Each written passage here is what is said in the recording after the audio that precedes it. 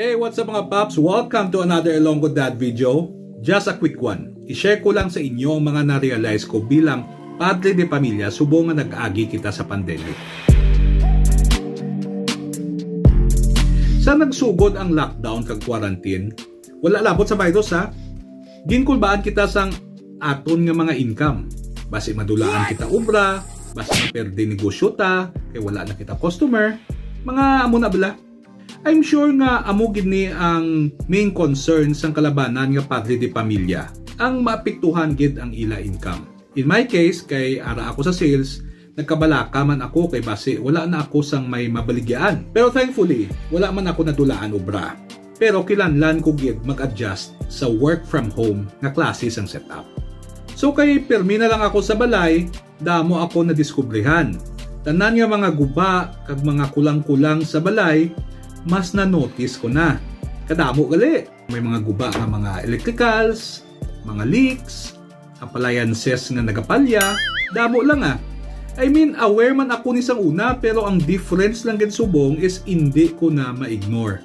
Kag wala na ako excuse nga hindi ko pagsolusyonan ang mga problema nga ini. Wala naman ako galakat eh. Almost all of the time, ari naman lang ako sa balay. Na-realize ko nga kilanlan ko na maging handyman nga klase sang tatay. Well, I suppose kalabanan nga tatay dapat maging handy gid man no, to some degree. Pero subong, I need to step up my handyman skills. Sa una, ginapaobra ko lang ni sa iban kag bayran. Pero now that I have that time, kag syempre, kilanlan taman makatipid, ako na mismo ang gaobra or gakayo.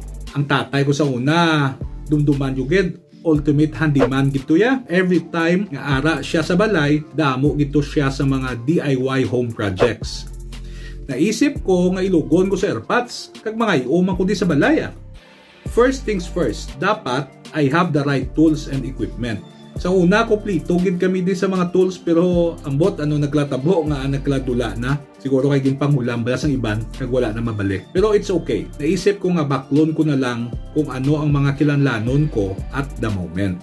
Mangubra ta sa mga basics eh. Pareho sang pliers, screwdrivers, mga wrench. Bisan pala wala kami gani. Kung ano ang mga need ko for that time, baklong ko dayon para maubra ko ang ulo brown ko.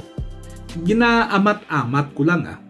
Actually, kabalo man ako magkurukayo sang una. Kay gabulig man ako kay tatay ko. Kag of course, engineering grad man ako, kanugo lang sa eskulahan ko kung di man ko kabalo mangayo.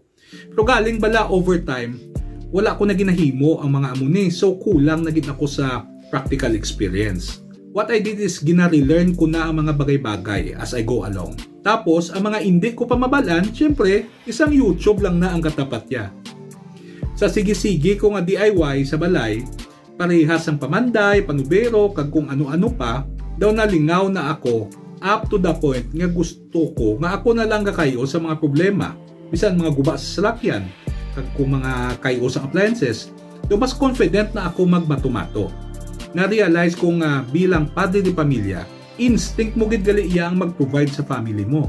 Kung hindi man sa kwarta ang ma-provide mo, compared ka gid nga magbawi sa ibang nga bagay, parehos ang pag-provide sang comfort kag convenience sa family mo. So tuod gid man gali nga ang tatay ay ang haligi ng tahanan. Kay siya gid ang ma-provide sang stability sa pamilya. So bisan medyo gipit ako subong kag mahina ang income power ko, I'm proud to say nga ginabawi ko man by being a more active handy dad sa balay. And of course, hindi man hapos ang mag-do-it-yourself. Makapoy man ini kag tabahuso. Gapala nakit man ang kalawasan mo sa sobra mo kapangayo. Permi lang ako kapamasahe kay misis eh. Pero ang sakit, ara gid gyapon. Maayo lang may ara sang Alaxan FR. Kung may mga sakit sang lawas gani nga hindi madala sa masahe kag pahid-pahid lang, kag masakit nga rayuma kay edad ka na, gina-Alaxan FR ko na. Wala lang dugay, dula ng sakit, and ready to go ka na naman. So, hindi ko naman rason kay misis nga kapala nakit ang lawas ko kung gusto niya sang labing-labing. Kay bala niya nga ang solusyon sinada, Alaxan FR lang. So, like I said, basta ilugod dad ka, you need to provide.